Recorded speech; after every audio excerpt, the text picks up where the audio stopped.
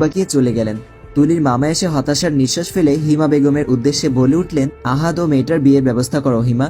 সাথে সাথেই বিচলিত কণ্ঠে প্রশ্ন করল আহাদ, তুলি কি ঠিক আছে মামা? ওর এই অবস্থার জন্য তুমি ও আমরা সবাই দায়ী, তাই এই প্রশ্নটা করা মানায় না তোমার। দমে গেল আহাদ। বিয়েবাড়ির সকলে চলে গেলেন একে একে। তুলির মায়ের চাচাতো বোন ও ওনার হাজবেন্ড এসেছিলেন, ওনারাও চুপ করে বসে আছেন ড্রয়িং রুমে।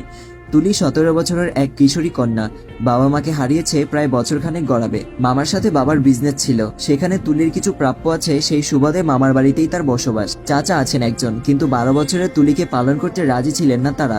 শেষমেশ মামার বাড়িতেই ঠাঁই হলো তার, কিন্তু মামির চক্ষু বিষ ডাগরাখির অধিকারিণী তুলি। অন্ধকার রুমে চাঁদের ঝলমলে আলো এসে প্রবেশ করেছে। পাশ থেকে হাওয়ার তালে নাকে এসে দোলা দিচ্ছে চাপা ফুলের ঘ্রাণ।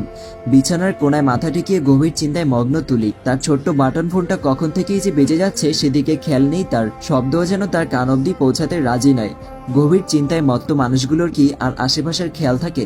টুকটুক করে জল ঝরে পড়ছে চোখ থেকে, ভিজিয়ে দিচ্ছে চাদরের সামান্য একটু অংশ। কষ্ট হচ্ছে তার, খুব বেশি পরিমাণে কষ্ট পাচ্ছে তার ছোট্ট হৃদয়টা। আহাদকে সে ভালোবাসে না, তবে একরাশ ভালো লাগা জমাইত তার মন জুড়ে আহাদের জন্য। আবেগ বলা যেতে পারে, অথবা বলা যেতে পারে সাময়িক ভালো লাগা। কিন্তু চলচল মন যে মেনে নিতে পারছে না কষ্টটা। তুলির বয়সের মেয়েদের জন্য হঠাৎ এক অপ্রত্যাশিত ঘটনা মেনে নিতে পারা সহজ কথা নয়। ফোনটা আবারও বেজে উঠতেই চরম বিরক্তি প্রকাশ করলো তুলি। না দেখেই কানে ধরতেই কর্ণকুহুরে এসে পৌঁছালো আহাদের দৃঢ় কণ্ঠ। সোজা হয়ে বসলো তুলি। আমি সরি রে তুলি, আমার জন্য আজ কত কিছু ফেস করতে হলো তোকে, আমায় ক্ষমা করে দে বোন। বোন বলেছো, আবার ক্ষমাও চাইছো? যদি পারো তবে দোয়া করবে তোমার ছোট্ট বোনের হৃৎপিণ্ড যেন এক রাজকুমার এসে কবজা করে নেয়। অবাকের শীর্ষ পর্যায়ে পৌঁছে গেল আহাদ। নরম স্বরে বলে উঠল, তুই অনেক কষ্ট পেয়েছিস তাই না তুলি? জানিস তুই যখন আমার পায়ে ধরেছিলি তখন মনে হচ্ছিল কেউ আমার কলিজা ছিঁড়ে নিয়ে যাচ্ছে, কিন্তু আমি অসহায় ছিলাম তুলি। যেই মেয়েটা আমার জন্য নিজের পরিবার ত্যাগ করে চলে এসেছে ঢাকা থেকে, তাকে আমি কিভাবে ফিরিয়ে দিতাম বল? তোকে বিয়ে করলে তোদের দুজনকেই ঠকানো হতো। আমি খুব ঘাবড়ে গিয়েছিলাম তুলি। মামা এত তাড়াহুড়োয় বিয়েটা ঠিক করলো যে আমি কোনো সিদ্ধান্তই নিতে পারছিলাম না। দয়া করে আমায় ক্ষমা করে দিস। কিছু বলল না তুলি। কল কেটে ফোনটা ফেলে দিল বিছানায়। চোখের অশ্রু এখনো গাল বেয়ে গড়িয়ে পড়ছে। ভালো নাই বাসুক, ভালো লাগা তো ছিল।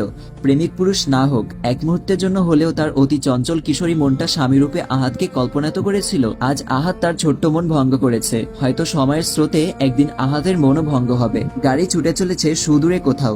ফাল্গুনের মৃদু মৃদু বাতাস পাল্লা দিয়ে উড়িয়ে চলেছে তুলির খোলা চুল। মৃদু মৃদু বাতাস শীতের রক্ষতা দূর করে মনকে উদাস করে দিচ্ছে।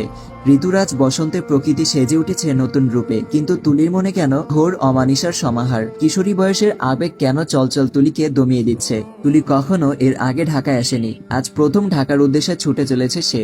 মাথায় কারো হাতের স্পর্শ পেতেই আলতো হাসলো তুলি। একটা নদী দেখিয়ে বলল,